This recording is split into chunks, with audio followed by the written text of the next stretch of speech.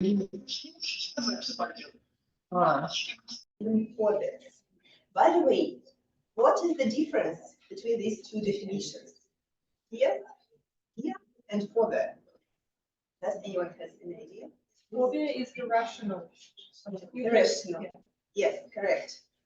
Maybe what else? What does it lead to when it is irrational? What is the consequence?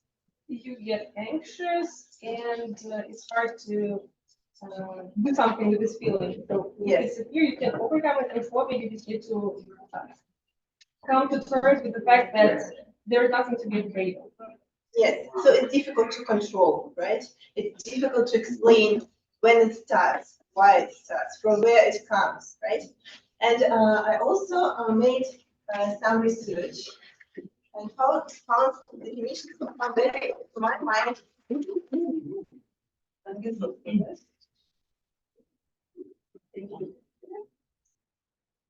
So, of course, it's not the whole list, but maybe we choose a few to find like this sounds this one is number one to my mind. Don't ask me to read this. Maybe I would comment on a few of these, maybe someone who has an idea what any of these unusual for their needs. By the way, I found here one phobia that I personally have, and one more person in our audience here has the same actually. This is this one. It means global phobia, means actually fear of balloons. But I would say it's not exactly about balloons as an object, it's about the sound. And the balloon may explode. And for me, it comes from the childhood. It was really a nightmare when I was like on children's birthday party, and there was this competition of who is the faster to blow up this balloon, and I hated it so much. I wanted to disappear at this moment. So maybe anything else here that you are curious about, you would like to know what it means? Is it not always something of numbers? Not exactly. Actually, I would say this belongs to maybe modern people. It is the fear of water or being without a phone, forgetting the phone. And yes, I agree that what's the difference between fear and phobia? Which one is irrational and the other one is rational? Phobia is something irrational that is almost impossible to control, to explain somehow, and it is usually connected with something like panic attacks. Fear is something that is weaker and that you can more control more. You can explain it. It's easier to work on it. Yes, and phobia is something more close to like something medical interference. For example, has anyone an idea what is chetophobia? Chetophobia is phobia or fear of hair. It's about like people think that hair or contacting hair can make them sick or something like this. So in most cases, all these are somehow connected with some bad experience, for example, with childhood and so on. And this one is actually easy. It's fear of long words.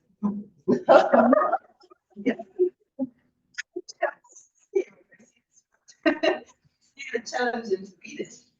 So this one also maybe comes from childhood. And people maybe in the childhood they were laughed at when they had problems with reading some long words in school or whatever. So okay, now I would like to start presenting our speakers and the whole team today. And to begin with, I would say that there are some people who are afraid of being late. And on the contrary, that there are people who are not afraid of being late at all. So I hope that this person will not like help our fear for those who have such.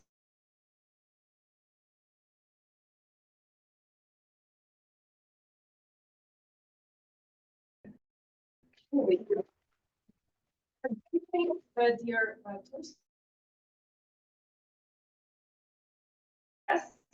My name is Kate, and today I will be your timer. And as a timer, my role is to time speeches and make sure that you meet the deadline, so to speak. For that matter, I have a special prop and different signs. So if I show you the green sign, it means that you are safe, you can continue your speech, that there is plenty of time to finish it. Then if I raise the yellow sign, it means that your time is running out and you should proceed to the end of the speech. And if I put the red sign, it means stop. So you could finish your speech by this time. And at the end of this meeting, I will also give a small feedback about speech. Thank you. Yeah, thank you. So, as I mentioned, fear is always usually connected with doing or saying something wrong. And there are also people who are afraid of asking questions, especially when they are surrounded by other people because maybe they think they show that they are stupid or something like this. But I think that this person today will help us to overcome this fear. So I would like to introduce our quiz master today, Nikolai, please.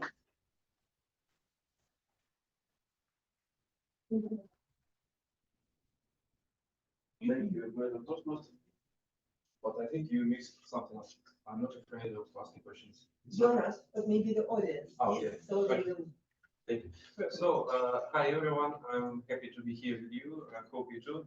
Today I'm going to be quizmaster. Sorry. It means that I'll watch very carefully what you say, and later on I'll ask questions regarding what was said. It gives you a great opportunity to follow attentively to what people are saying, especially because there is a little prize later on. It's a small chocolate. Yes. So at the end of the meeting, I will be called upon stage and will ask you questions. You don't need to raise your hands to wait. You just can say straight away, and whoever is the first, that person wins. So I think that's all. I wish you all good luck. And have a nice, And finally, we come to our third of the day, presenter, third of the day, who is with us online. Yuri, please. Hi to all. First of all, before the thoughts, I ask every speaker on the stage stay one step closer to the camera in the reason of good sound. Yes, it will be better. No, don't move the camera, please. Yes. And don't afraid of to stay closer to the camera. No fear. Many years ago, I had one moment. I sang with all my loud sound. I sang with delight because I drove along about 300 kilometers and a half through the Pskov forests to the dacha. It was in dashing 90s. It was necessary to have certain courage, knowing how restless it had been on the roads at that time. Such journey could really be scary at that time. I overcame fear by understanding of the sources of it. Then the problem was reclassified into tasks, into a number of tasks, and the solution of the tasks, a number of algorithms. So I solved it. That's why I sang. Courage sometimes can be useful for passing the algorithm too. I'm sure courage and fear almost always goes hand in hand. Reckless bravery can overcome fear, of course, but it doesn't guarantee overcoming what fear causes. You can truly overcome fear only by understanding the source of fear. I'm sure that many of Toastmasters have passed this way, at least preparing their icebreakers. Fear can almost always be overcome by calculation. It's more reliable than just courage. Thank you, Madam Toastmaster. And now we're coming to the most interesting part. I'm really waiting for it to begin. And I'm glad to introduce our first speaker who will prepare speeches. This person, of course, as every one of us, has fears. But what was more interesting for me is the way each of us tries to overcome this fear. And I liked the story that Valeria, our next speaker, shared with me. If you don't mind, to share it with the audience. It was about, actually, I had the same fear in my childhood. I was afraid of darkness. But a very good occasion is to overcome the fear was moving to the own apartment and at least thinking about some financial side of this fear, yes, because electricity costs pretty much. So it contributed to your fear, to overcoming your fear. So I'm glad to invite Valeria Fedorova with your speech. Full circle.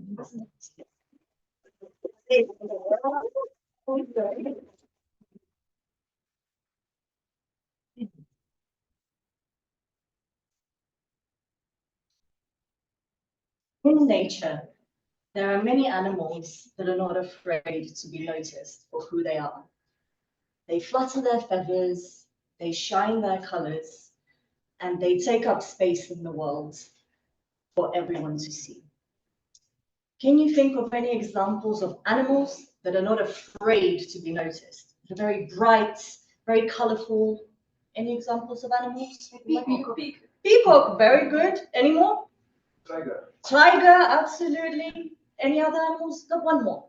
Fox, elephant. Yeah, excellent. All excellent examples. Unfortunately for me, showing who I am to the world didn't always come so naturally. When faced with the question, who are you? All I want to do is turn around, hide away, and avoid giving anything that resembles a structured answer. You can imagine writing this icebreaker was a lot of fun.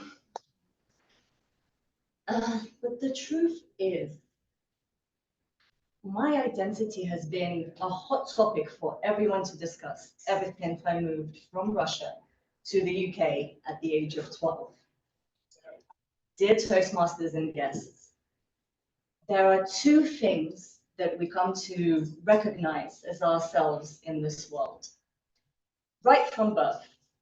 The first thing that we understand as ourselves is our name. This is the thing that we learn from the age of 0. The second thing is our nationality, the location where you are born or the place your parents are from. So these are the two things that we come to identify with and recognize as us in this world. A location that's circumstantial and a name that you didn't choose. For me, from the age of 12 years old, when people ask me, who are you? I would answer, Valerie.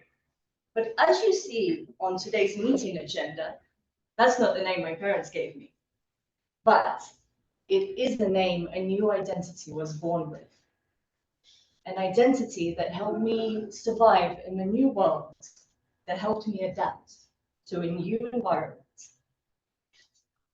So as this identity grew and my accent became more British and the language, once unintelligible, became my native tongue, one question: who are you?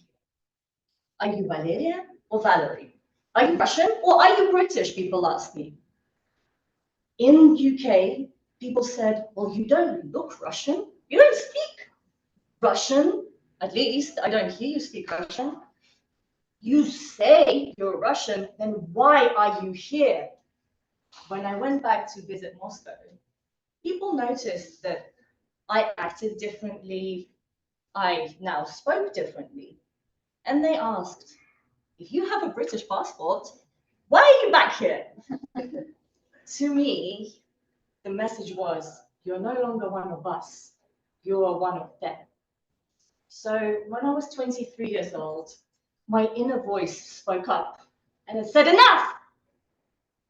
I don't want to be Russian, I don't want to be British, I'm going to be no one. I'm going to be a nomad with no location, no home, and no questions. I started traveling the world. So when I was 23, I started traveling the world.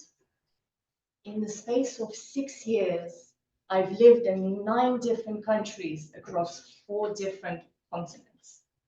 And I visited many more countries along the way. And what I discovered that everywhere I went, people were the same. Beneath all the names that are hard to pronounce, all the languages that sound like Morse code, and all the traditions that sometimes seem strange, we all want to feel safe. We all want to feel accepted, and we all want to be seen.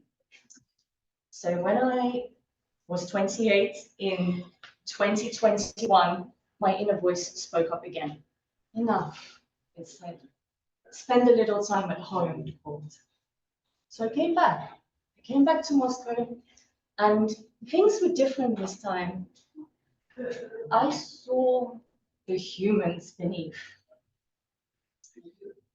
I saw people that were curious. I saw people that wanted to connect and to understand, and people that wanted to ask questions. And I recognized that the acceptance I was looking for wasn't outside of me. That for a long time I struggled thinking that these 2 identities could not coexist, that I had to be accepted, I had to choose one and I could never be 2. But after a full circle around the globe, I realized that I never had to choose. I was always a whole being with many different colors and a being that gets to experience the world from a million different perspectives. And now I see that a name, a nationality, a language does not limit me, because I was always part of a bigger community of 8 billion people, community of us that get to take up space in this world that we call home. Over to you, Madam Toastmaster.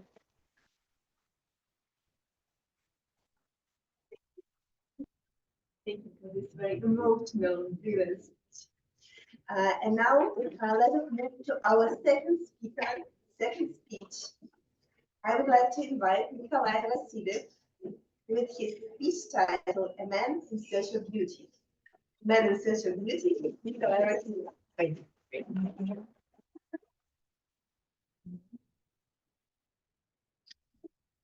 Beauty will save the world. These words are attributed to the main character of Dostoevsky's novel, The Idiot. Probably almost every one of us has encountered beauty in our lives. It is always a very personal and even intimate experience, but we are still able to understand each other when we talk about something beautiful. Shakespeare's sonnets, Mozart's music, and Raphael's paintings are beautiful, and this is widely recognized by people of different generations. It is important to say that we do not simply meet beauty from time to time as a neighbor or an acquaintance with whom it is sometimes interesting to talk. We feel the need for beauty and persistently seek it, even in the most difficult times. The famous Russian composer Dmitri Shostakovich wrote his 7th symphony in a beleaguered city. Why do we search for beauty so persistently? What is its significance for us? In this speech, I will try to inspire you to pay closer attention to the role of beauty in our lives by explaining why it is so vital. To begin with, I think it is worth saying that real beauty is related to goodness. In the tragedy of the Russian poet Alexander Pushkin, Mozart, and Salieri, Mozart asserts that genius and villainy are two incompatible things. This phrase is often quoted without thinking much about the meaning, but if we consider it, there is a very profound idea behind this aphorism. A brilliant artist cannot create beautiful pieces if he is not related to good. Evil cannot be beautiful, and beautiful cannot be evil. In these reflections, we can find a clue why man is so passionate in searching beauty.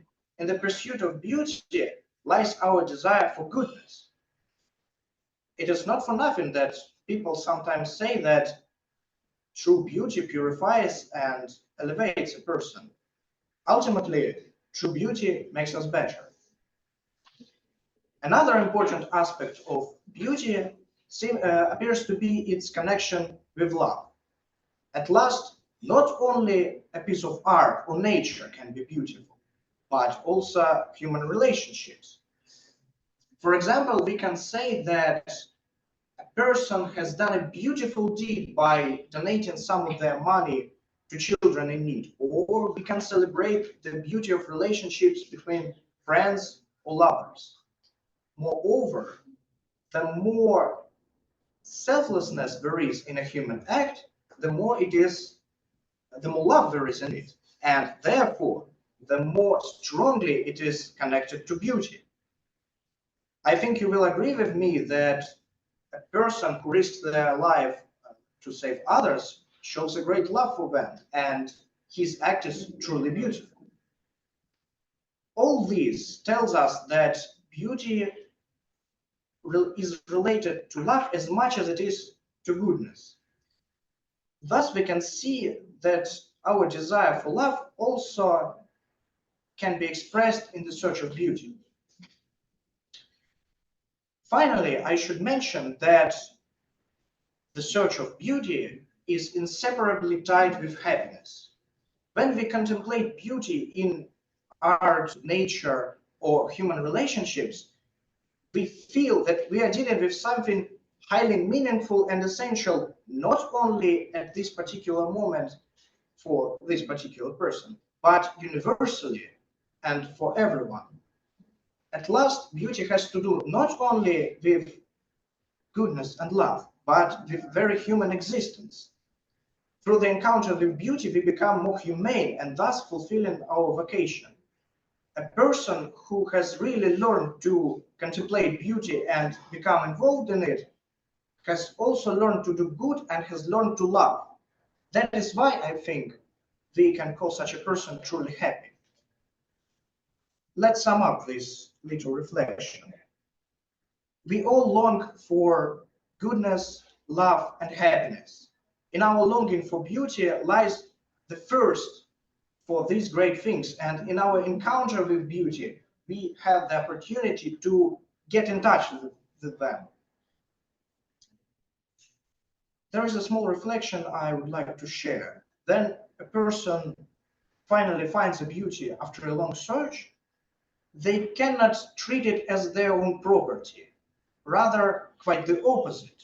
Beauty fascinates us, and we are willing to serve it and bring it to others.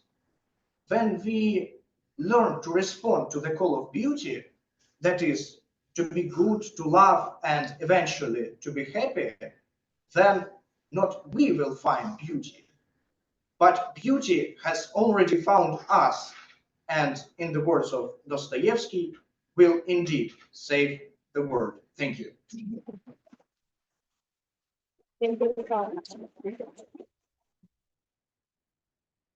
Thank you, Nikolai. So I really like listening to speeches and the way their personality or maybe job of a person that influences his performance, content of his speech. And now I'm glad to introduce our next speaker, Daniel Islakov, man in black strike back. Man in black strike back. Daniel Islakov. Welcome. Hello, dear Toastmaster fellows. Actually, the nice to ask me about my phobia. I answered her with the public speaking. Do we have the word for the public speaking? Okay, so back to the topic. You know, a couple of weeks ago, about 2-3 weeks ago, I was waiting for a very important call. And just to get a bit distracted, relax, to think about it because you can go crazy, I decided to screen through the kind of news articles. And this is kind of a terrible mistake. Don't do that. Because I got caught by the news and I kind of was late for the call with my mind completely off. So what was the news actually? I saw like a free man, calm man, nicely dressed in the United States Congress saying and claiming that United States government has the alien ships in their possession. I kind of know, we hear about aliens all the time, right? It's on the TV, it's in the press, like in films. Some people saw them, kind of, it's so kind of interesting. But one thing is to hear it's on the TV, like we have in Russia to be freezed, it's a mystical, magical, so some crazy titles like, I know, ants are planning something about the humanity or Atlantid is still alive. It's unbelievable to see that. Or maybe kind of crazy people saying that I saw, some aliens to talk to me now, I'm a messiah, right? But another thing actually is to hear that from the free respected man, and they all came from the United States Air Force, so they're not crazy, sure, those there, and saying that under the oath. So they kind of swear it's true. And just to give you a bit of flavor, you cannot just, randomly come to the United States committee to Senate and say, I saw aliens, wherever. It's kind of the process. You need to go to the hearings, pre-hearings, committees, like prove some documents, and if they find it's kind of serious, they kind of allow you to speak. So that actually means that they passed all the way, and the Senate decided that we cannot just, forget about it. We cannot just avoid that. It's kind of serious, so there are some facts. And so it's already kind of a big thing. And what is even more astonishing is the things they actually said.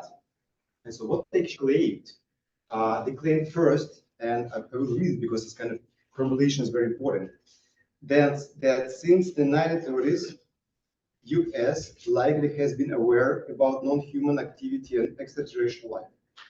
So this is fair. Okay. And just to continue, they said actually for more than multi-decades, United States government had the ship retrieval and reverse engineering program. And the guy actually said that he saw the documents that one of the ship collapsed in Italy in 1933, and the ship was transferred to the United States in 1944-45. So he said, I saw those documents. I swear I saw them, right? And then he was asked, okay, so what is in the ship? Maybe there's something. He said, yes. There are some biological residuals which are not from Earth.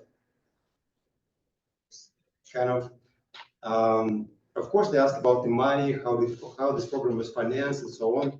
And they said, okay, so this kind of to finance these programs, the money would just steered away, basically just stolen from other programs approved by the committee. So it's not kind of one program. It's just many programs. They're taking the money wherever they need, when they need. It's no limits actually. And thanks to the Miles, my mentor, he actually mentioned that Pentagon was asked to do the audit of the files for the 5 times, and they failed to do it exactly 5 times. For the reason, bad recordings. So, guys, no documents. So we cannot show you anything. And the other thing, the last thing, which is more concerning to me, disturbing, they claim that people are being hurt and actually killed to cover this up. So just to sum up, you can imagine that what they say is inside the Pentagon, there is some sort of organization of people who has the unlimited budget, who has the access to some super technologies, and somehow connected to this, I don't know, non-human life forever. And that actually kind of sounds familiar to me to the one film, which I guess I hope you've seen that. It's the Man in Black. Yes. Kind of these people, maybe, and I'm thinking, okay, so maybe that film was not purely fantastic. Maybe it was kind of leakage or message. Then the guys learned about that, was a bit afraid, kind of to say, but he filmed it just maybe to get us prepared for that. And after this Edward Snowden stuff, when actually it was discovered that the United States spied about the people for many years and thousands of people were involved, same unlimited budgets, they all kind of feel, I guess, that the governments can really hide something with it. And of course, it's a bit too early to say that, yeah, aliens here, right? And nobody in the committee said, okay, so aliens are here. Well, no. We need to investigate that further. And it would be interesting to hold these because the guys, actually the three gents, they said that, okay, we can provide you all the names of the programs, dates, kind of whatever places, whatever you need. Just we have all the list, right?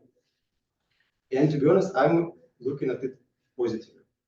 Maybe you will not find green people, they're not people, green whatever, how you call it, right? But maybe they'll find some new technologies or something which will help us here.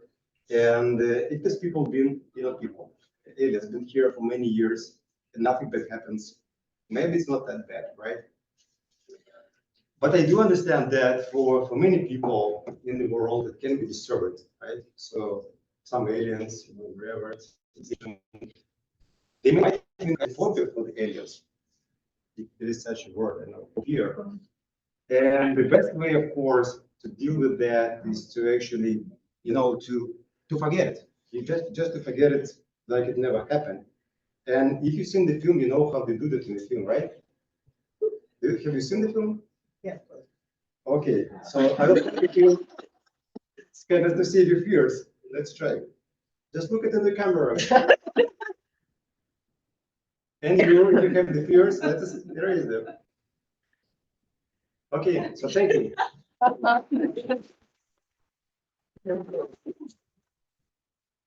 Thank you. I like also that you are totally in black book today. Perfectly fits to your speech style in general. And now I would like to invite to the stage our third speaker, Ekaterina Dymova, accelerated in my life. As before you start, Ekaterina, I have a question to you, similar to most of our participants today. Do you have any fears on maybe? Or No, I don't. Oh, so you're a person who's I'm very brave, yeah. very brave. Wow. I think we should grant you a portion of applause. So, I'm thinking about it. Realize. I think it's not a problem, actually. So, accelerated in my life, Ekaterina Dymova. Welcome. When I was studying at one of Australian universities, they told us to register on the online platform called mentorship program. And I, as a student, usually always say yes. That's my favorite character from Yes Man. Does anybody watch this film? If not, please do it. That is actually how and where I first heard about mentoring. So I registered and found quite fast a mentor, and not just one, but three. Because I was thinking, okay, if we imagine that mentor is a sort of force that pushes us forward, then it would be better to have three, not just one force. You can get your goal much faster. However, was my mistake because I absolutely didn't take into account the fact that if you have a poor communication with your horses, like a rider, so probably all your horses are going to be like, swan, crayfish, and white, shuka, pulling you in different directions. And as a result, you will stay in place. This is exactly what happened to me. My three mentors had different backgrounds and was from absolutely different industries, and really had absolutely different ideas about mentoring. So I just stayed in one place. It was my sort of negative experience. That is why when I moved here and I was already a member of this club, I was thinking, okay, club offered me a mentoring program, and I was not completely sure. I was thinking again, no, mentoring is not for me. However, the universe decided to prove the opposite and offered me sort of another way to get mentor. It was through Odyssey project, the Odyssey project. And after 2 months, something, I found a mentor from Africa. And I was still kind of not sure, nervous. I was thinking, I'm not sure. However, again, my mentor, Jacket, he turned out not just a wonderful, excellent Toastmasters. By the way, he's a district director at the moment. He's in the past. But he turned out a very actually great business professional. And after 2 or 3 weeks, after 2 or 3 sessions with him, we ended up with a partnership, and now he's my partner, business partner. But still, I was thinking, well, it's not a bad negative experience, but I'm not sure. Do I really need a mentor or not? And I was lucky enough. The one girl from actually our club called me, and I was into her view, and she offered me to be her mentee. She is wonderful, really, really wonderful, very experienced person, Toastmasters. And she's like a chip on Dale, always encouraged to help. But from our first meeting, I was completely sure I'm not going to sleep peacefully anymore. We are in contact 24/7, something. She gives me a lot of really useful advice. Correct me when I'm wrong, always gives me some ideas for speeches, especially for some speeches, presidential or whatever it is. So very, very helpful. She's very helpful. And if we compare the story of Jacket, for example, with buying a vehicle, so it was sort of when you wanted to buy a car, let's say city car, a little faster than you have, but ended up buying, for example, a delivery truck. Yeah, you didn't even think about it. And in this particular story, I still feel that I have, and I finally found a real accelerator. She sort of, it doesn't matter which car are you driving, it focuses you, your movement actually, and push you and gives you accelerator in right direction. So what I would like you to know and to take out of my speech today. The first, your first attempt fails, don't give up. Try second, third attempt. We never know, actually. And it's not bad experience. There's no bad experience, right?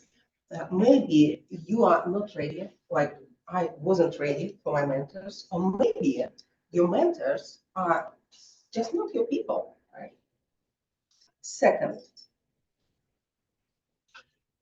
if you feel sort of, you don't need mentor, absolutely, but universe or whoever it is still offered you to be your mentor, just surrender and grab this opportunity, because you never know which, how, and where your mentoring experience can bring you, yeah, and can bring to you. Maybe your mentor will be your really business partner, like I did with Japheth, or maybe life partner, who knows?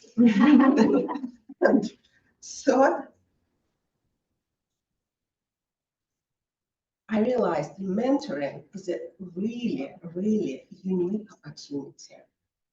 You can get vital experience without having to read a lot of books. Just it's a real experience. And again, you can get it easily. So guys, now thank you. I feel like I'm ready to be mentored right now. And if you would like to have a mentor, ask me.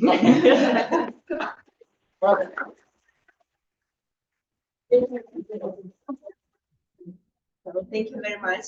And so our last speaker has here own infants. And since this person is very emotional, I can very easily imagine why people that are close to you at this moment get really frightened as well, without knowing the reason, actually. So I would like to invite our last speaker for today, Ana Gonzalez.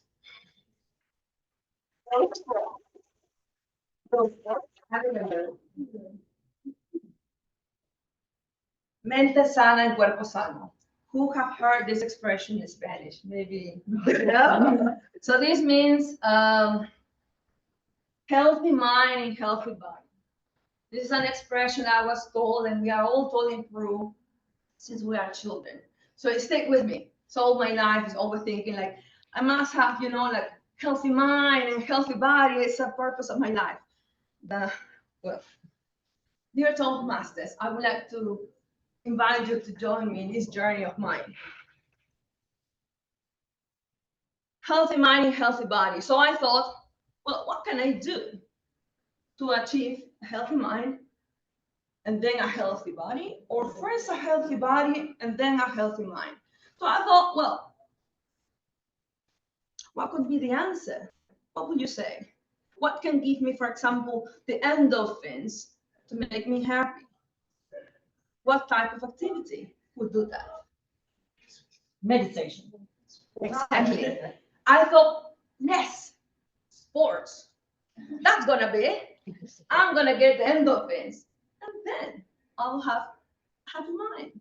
I will be happy and a healthy body. Yes, success. But of course, what kind of a sports?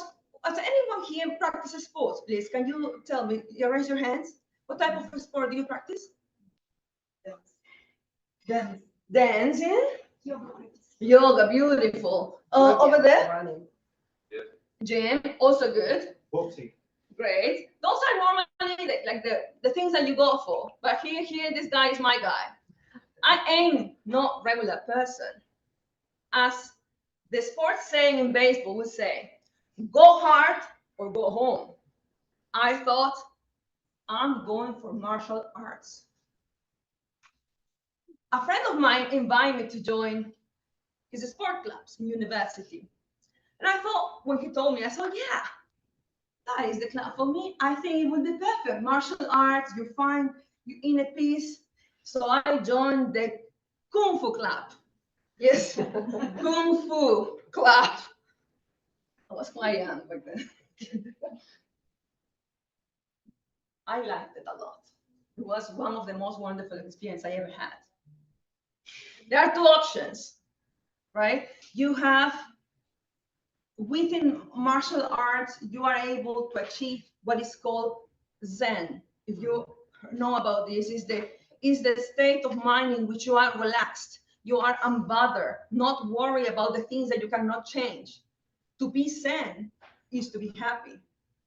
I wanted to be happy. I wanted to be Zen. I needed Zen. I needed to find it. So I thought, yes, through Kung Fu, I will find it. There are two types of activities within Kung Fu. You have dancing. Dancing in Kung Fu means to memorize 30 steps to perform a beautiful dance with a sword or different type of weapons. 30 steps to memorize. I will let you in a secret. I've got the most terrible memory. I can't remember. I couldn't. So it was a no for me. So I went for the second option, which I was, according to my master, I was quite naturally good at, which was boxing.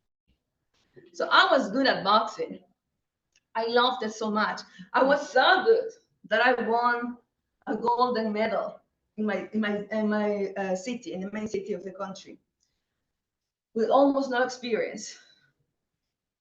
I was happy. I was energized. I thought, yeah, I feel Zen. Yes, it's going through me. However, I realized that I thought, once you release stress, anger, and anxiety through sports, any sports, including Kung Fu, you will be relaxed. Thus, I realized I have a lot of anger. So it was not enough. I had too much energy to release. And I was never done. Where is this anger coming from? That would be a topic for a different speech. I remember I was in a club with my friends. And I was there with them. And one guy was fighting with my friend over a table. That they were friends and they were getting a little bit loud. So I was there. I became so in love with Kung Fu that it was not just there. The action was not happening just on the club. I became aggressive. I was starting fights with people. I was trying to provoke fights so I can use self-defense and kick somebody. I was out of control. This couple was there, they were arguing about the table. And I was like, what's up? Yeah, do you have a problem? Please. Come on, let's go. And the person was like, oh, no. Calm down. I was like, no, it's okay. You can have the table. Sorry, my bad. And the person ran. That was not enough for me. I was high. I needed more. And I was like, hey, you better run. And then I turned back and looked at my friends. Their faces were like, who is this person? And then I thought, what happened to me? What is this? Who is this person? Who has this person become? I was out of control. As you can see, in my journey to try to find and be Zen, I failed miserably. I found the opposite of Zen. If you have a name for it, just let me know. But I only find pure violence and aggression. So I stopped doing Kung Fu, as it was clearly not helping me. However, I do still believe that there will be one sport that will get me so tired that I will have no more anger left, no more energy left. As the Toastmaster of the day said, I am a quite emotional person, so I do have a lot of energy that I need to release in order to be tired and to relax. So what I want to leave you with is like, I still believe, although my failed experience, that the sport is the answer to help you find that healthy mind in your healthy body. I do believe that finding the right sport for you, whether it's dancing because it brings you this joy, whether it's boxing that helps you release more of that stress at work, for example, will help you find that inner zen. So all in all, I will say, go sports. Thank you so much.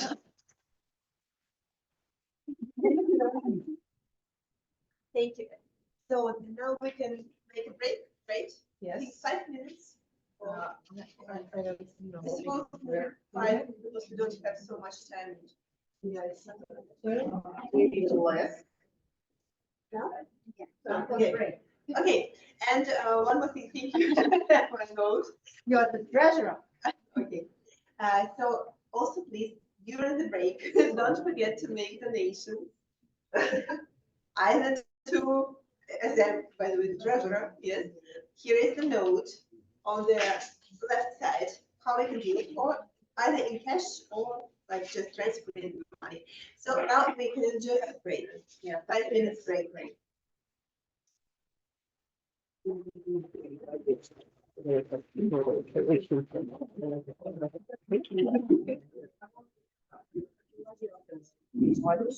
Get back. And so now we begin the second part of our today's meeting. And I would like to invite our presenter of the table topic session, Alina Sharpen. Alina, please.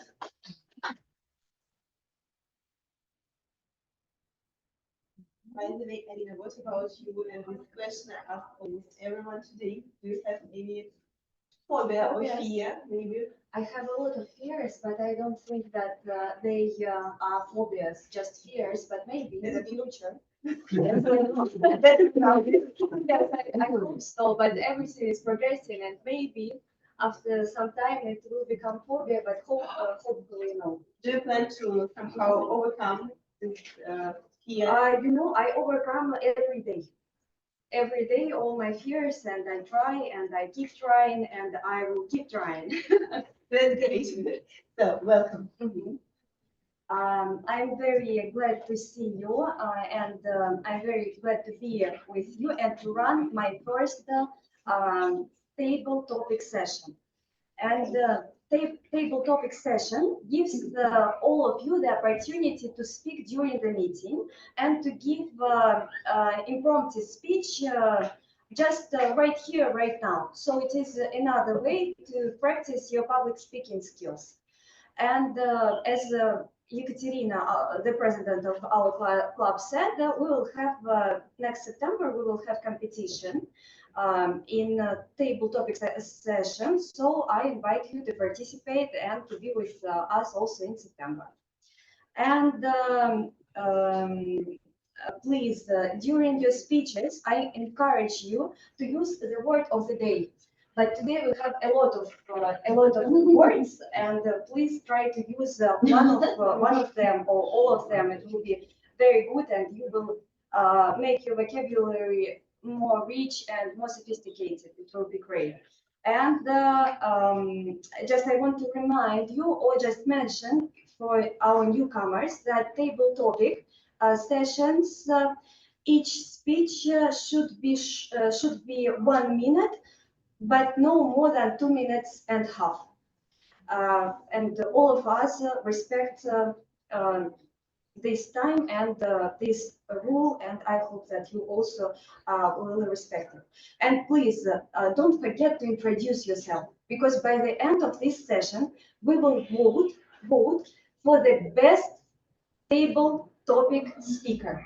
Yes, and you will be awarded, the one who will be the best will be awarded by silver bound. So let's start. Who are the volunteer? Do we have volunteers? What are the rules? Just the rules? The rules, yes, also. I will ask a volunteer to choose a number from 1 to 10, and after that, I will give a situation or a question, and you will share with us your personal experience about fears and courage. So who is ready? Maybe any newcomers? No, no. Yes, we would. Ladies first.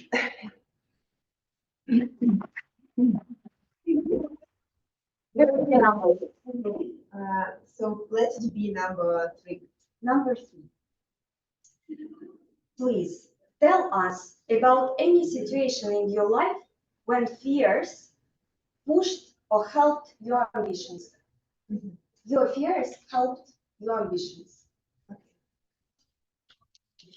I have a few seconds. Yes, to you go.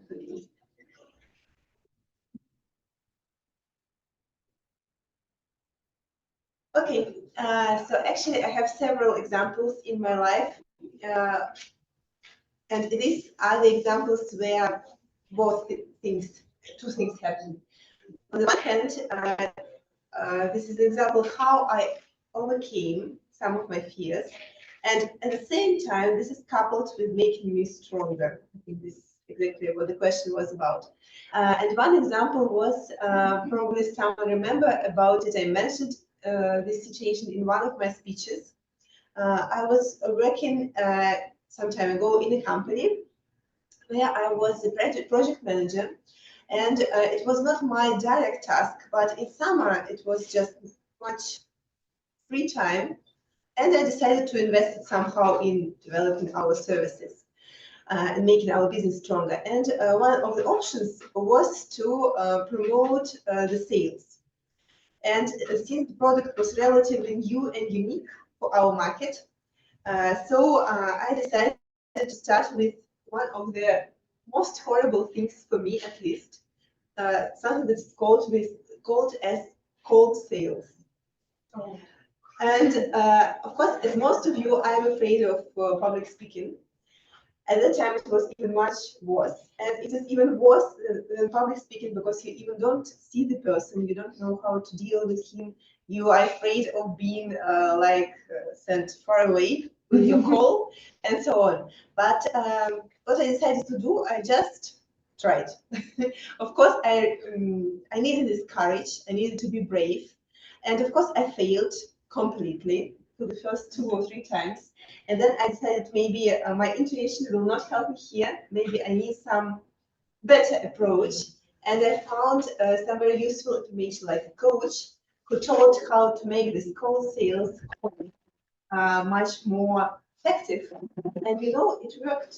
It really worked. And I, step by step, even enjoyed it. So it's about my story. Thank you. So our first speaker was Anastasia, and I have a lot of questions. I have 10 questions. Please, do we have volunteers? Maybe. Yes, please.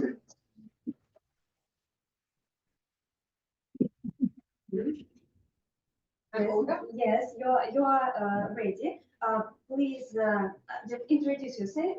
Yes, yourself. We need your name. I'm Olga.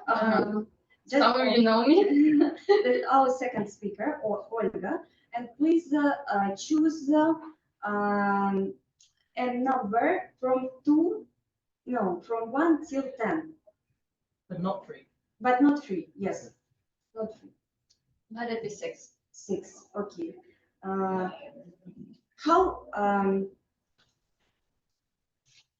Olga, please tell us about your 3 most painful fears and how do you resist them? 3 most painful fears and how you resist them? Do you resist them? Yes, please. Thank you for your question. That's really a lot to tackle in 2 minutes. My 3 greatest fears. Oh my.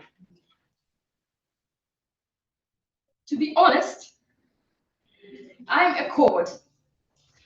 And I have a lot of fears. One of my fear is of actually asking a question or making a call, like a work call. Sometimes I'm dreading. or I'm quite fearful in terms of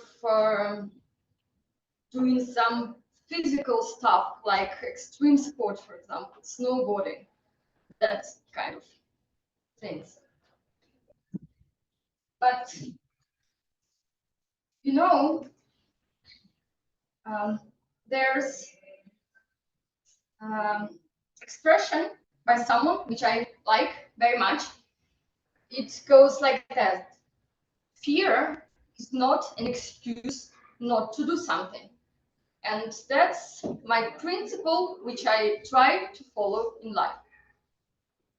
And to cope with my fears, to reduce my fears, I have two techniques. First of all, if I have to do something, if I want to do something, I do it, but I try to make really small steps. I try not to force myself to do something.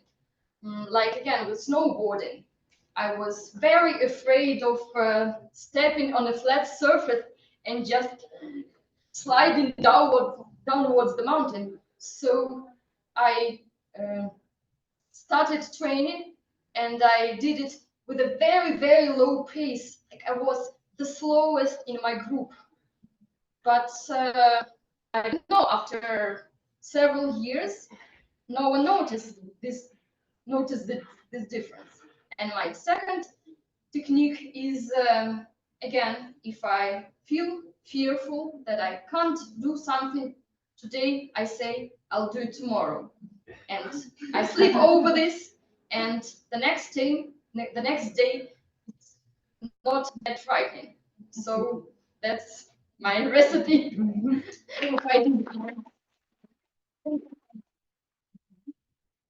Thank you so much for your recipes for all of us. It was very useful, and your personal experience is very important. Do we have other volunteers? Online. Maybe online? Yes. Maybe Tatiana. Maybe Yuri. No? No one? So many people and so few They volunteers. are afraid of table topic session. No, they're not. Because we're asking about, yes, please. Thank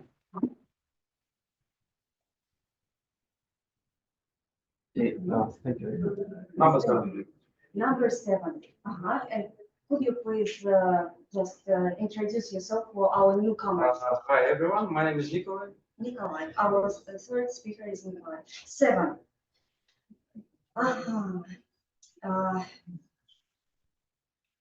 I will ask you about any situation in your life, or maybe in life of any other person you know, when fear destroyed the dreams and prevented from achieving good results. Fear destroyed the dreams and not the future, but achieving something good.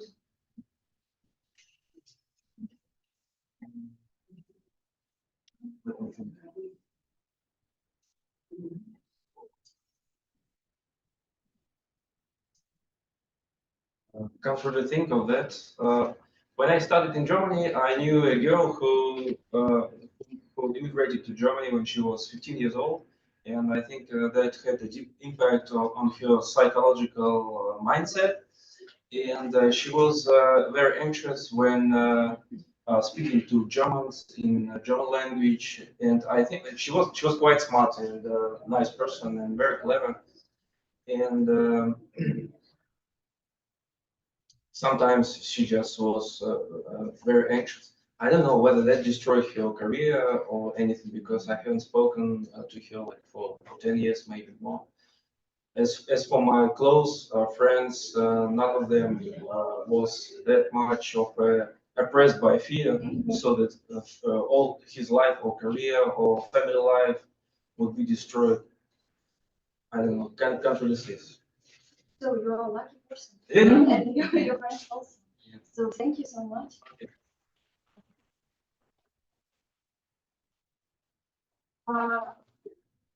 maybe Tatiana, because I have a question about psychology. Maybe you want to participate? No? I can try. Yes, please You're try. motivated. Yes. Thank you for your courage. Psychologists say that physically strong and aggressive people are actually not courageous, but cowardly. What do you think about that?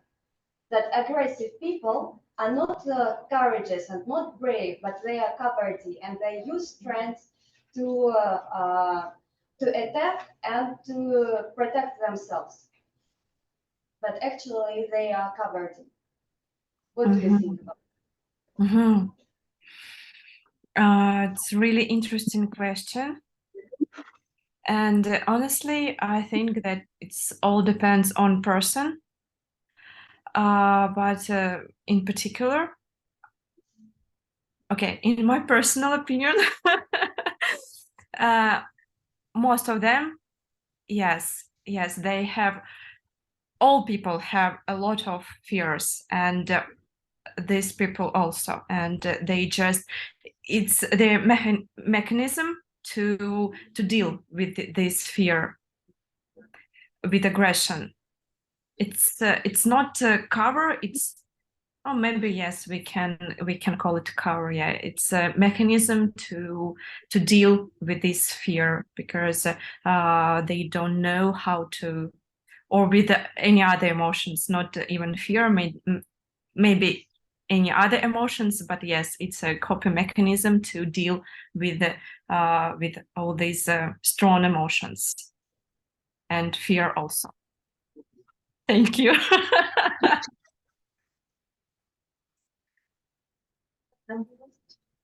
it was number 10. Yes, it was number 10, and I think that we have yes, please. Just one person left. One person left. Yes, please. Yes, we're happy to hear from you.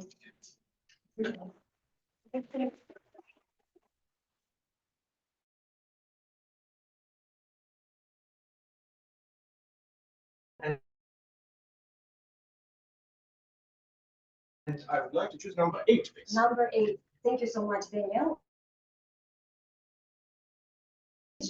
That fears and phobias that don't exist in our world, and no one is afraid of anything.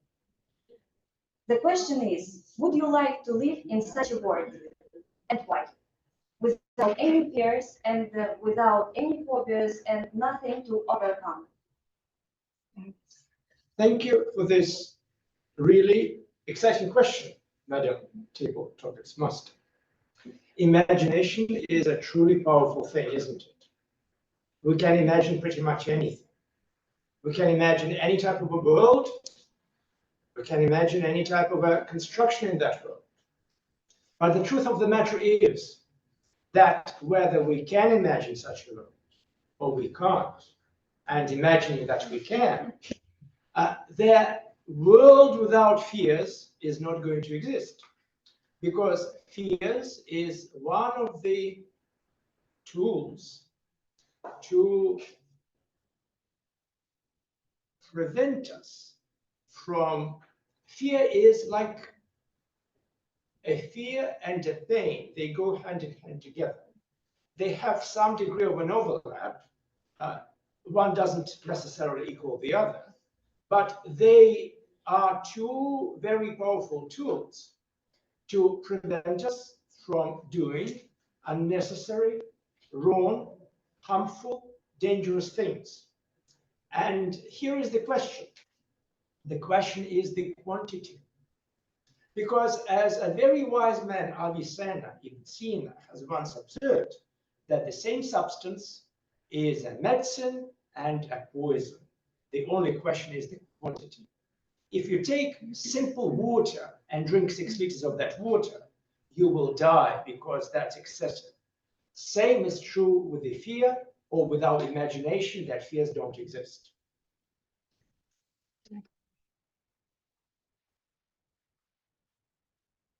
Thank you, Daniel.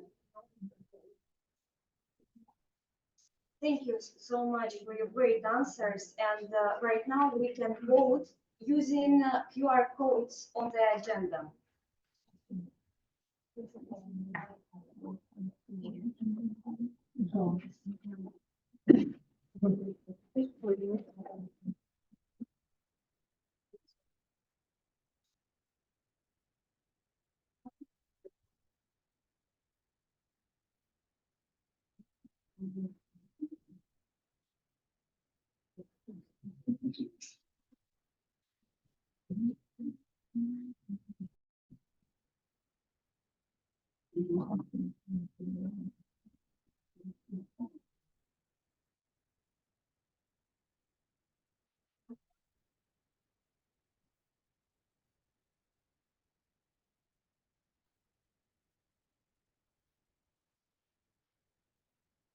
I suppose everyone's ready. Thank you very much for the interesting questions and of course all the speakers for their improvisation. Thank you. So, we will tell the name of the winner at the end. And now I would like to invite Anna Rubina, our general evaluator. Welcome, please.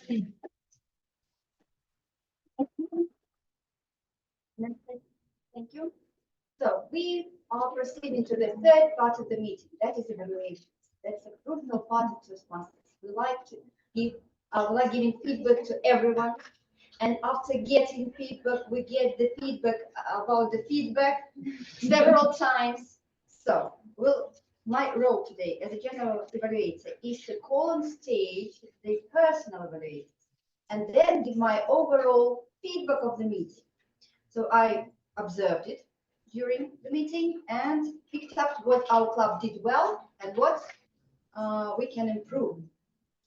So we'll start with the personal evaluators because our speakers are looking forward to listening to what the evaluators noticed about them. And the first person who I'm going to call on stage is Olga Yacek, who is going to evaluate our icebreaker, Valeria Pogorelka. Dear Toastmasters and guests, dear Valeria, congratulations on your speech. What is a recipe of a perfect speech? First of all, a strong idea anyone can stand behind. To that, you add a structure which can support this idea. You fill it with interesting content. And finally, you add some flavor. So how did Valeria do on that? First of all, the strong idea, check. We are all human. We are similar in spite of our formal differences. That's an idea everyone can stand behind. Then, structure. We had a very clear structure with an introduction, which left us wondering, why peacocks? The main part where Valeria shared her story and the conclusion where she summarized her main idea for everyone to perceive. The content part was amazing. First of all, Valeria chose to tell her personal story.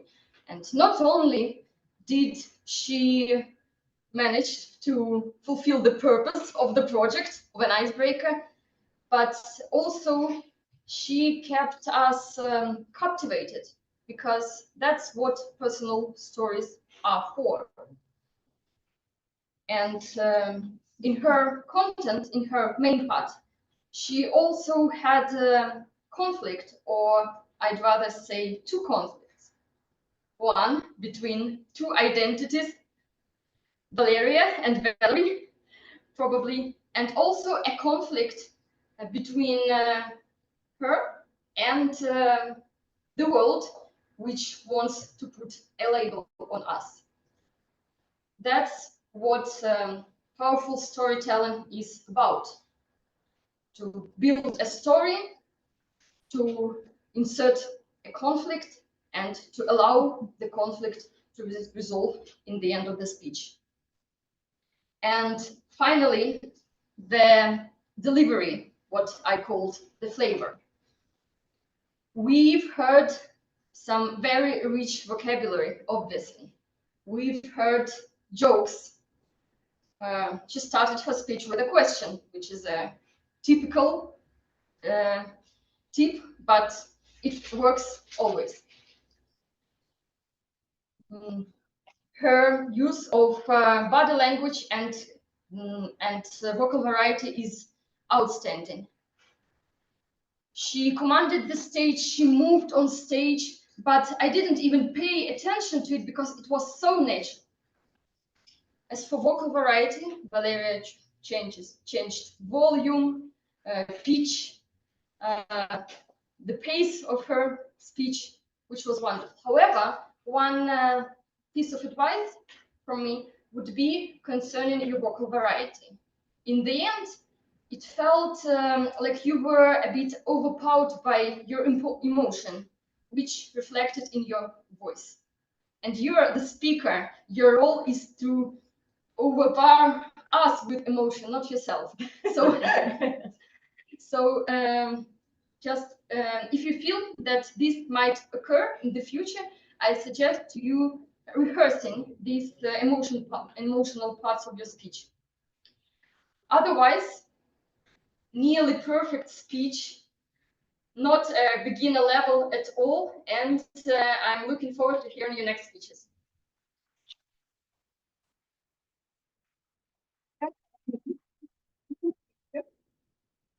Okay, I will give a short feedback on Olga's evaluation. I think it was almost as perfect as Valerie's speech. And I really liked that you noticed so many details. I didn't have a pen, so you, as I said, you noticed a lot of details. And I liked your assertive voice. You sounded so powerful. So thank you, Olga. Great evaluation. Yeah. The next evaluator is Irina Vysukova, right? And she's going to be online. Irina is from Artur Dumont Club, right? Yeah. Okay, she's our guest today. Unfortunately, is everything broken? Yeah, just a moment. Okay. Just a moment.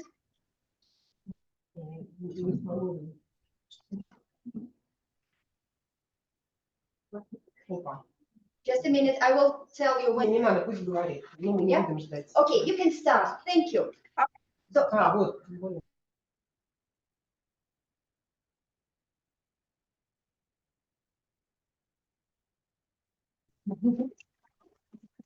Seems that the screen is freeze.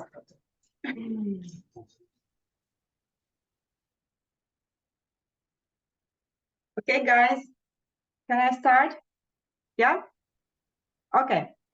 So, dear Nikolai, I just can't see you, but I believe that you can hear me. Today I'm online and I cannot share the emotions of the real room, but I would like to be connected to you. So that's why I'm standing, and I would like to feel this like experience as you did. Well, A Man in Search of Beauty, that was the title of your speech, and I believe that it was very clearly connected to the content of the speech, and that was good and okay. I'm an evaluator today, so my short report will be divided into like major 3 parts. The first one will be concentrated, will be dedicated to the positive moments. Then I will pass to the areas of improvement and give some recommendations, and we'll finish my report. So let's start from the things that I really liked in the presentation. The clarity of the spoken language, and I really liked that everything was comprehensible. So you presented in a good manner and everything was understandable. Well, Plus to that, the language itself was really bright, and I believe that you prepared a lot to the speech. You, I believe, written it down and somehow rehearsed, etc. Because I underlined persistently seek, vital, worth staying, is related to, in search of, to contemplate, to fascinate. All these words and collocations brighten your speech, your presentation. So thank you for the colorfulness of the speech. Then we go to the structure, and thanks to the marker words, your speech was clearly divided into introduction, like forward, and the conclusion. And thank you for a well-structured presentation. As for the areas of improvement, you were in a room with real people, and I believe that you could probably use the space around you and the engagement with the audience a bit more, because what your spoken language was really bright and your body language was a bit shy, and you could probably use a bit more your gestures, your standing posture, your space, etc. I also noticed that you were looking at one point somewhere at the end of the room. Probably it was one person, I don't know. You could probably engage people in front of you with your eye contact. And also you could probably add some rhetorical questions or some questions to the audience to engage people, just checking whether they are still with you. In general, thank you. It was really good done, and I believe that the project can be regarded as completed. Thank you, and back to the studio.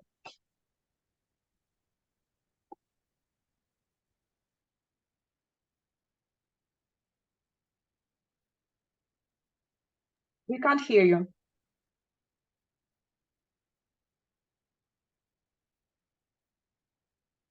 No sound. Please switch on your sound, audience.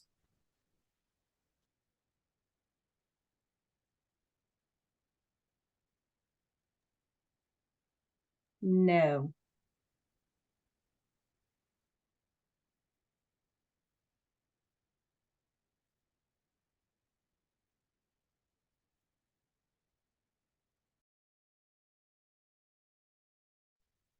Switch on one more.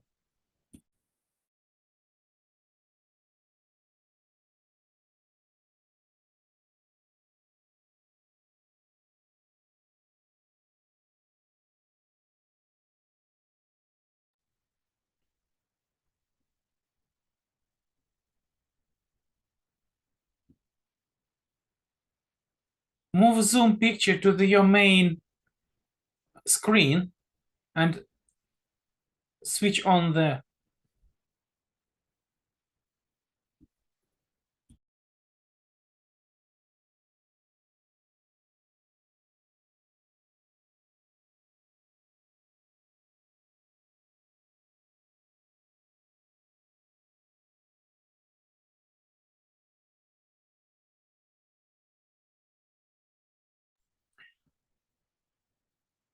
Move browser picture. So you can try. No, it will be echo. Don't use another computer for sound. It will be echo.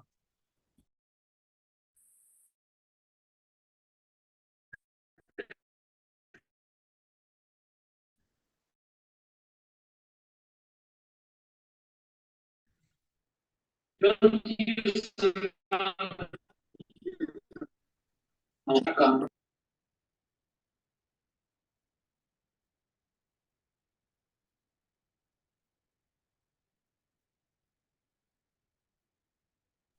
No, please check sound on the main Zoom picture.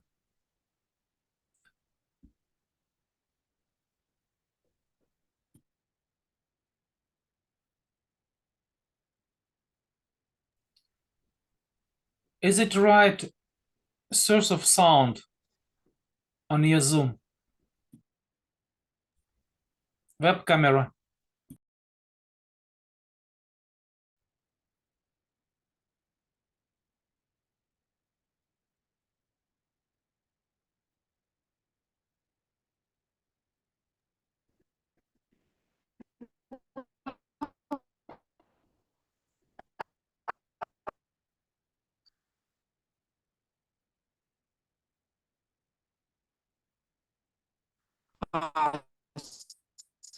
in this way.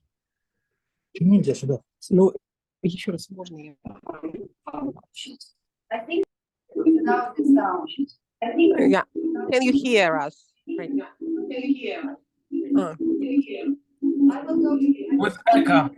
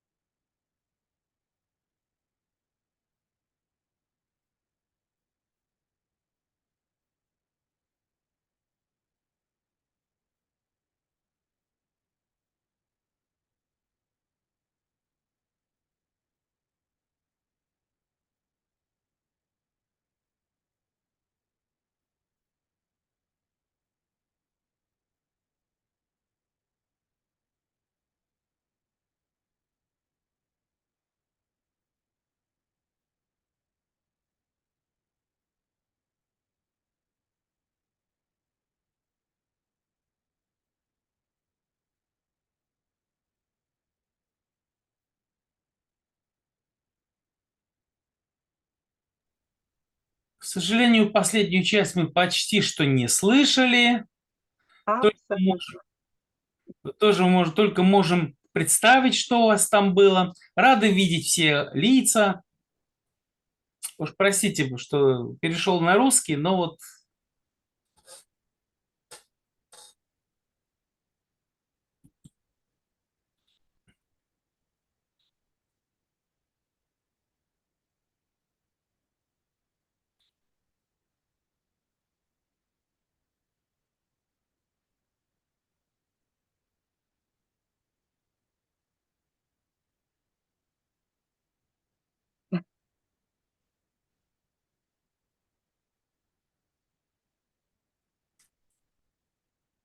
Ну, похоже, все. что-то там не так в Зиле. Ладно, будем справляться. Да. Хорошего вечера. Всем до Хорошего вечера. свидания. Счастливо.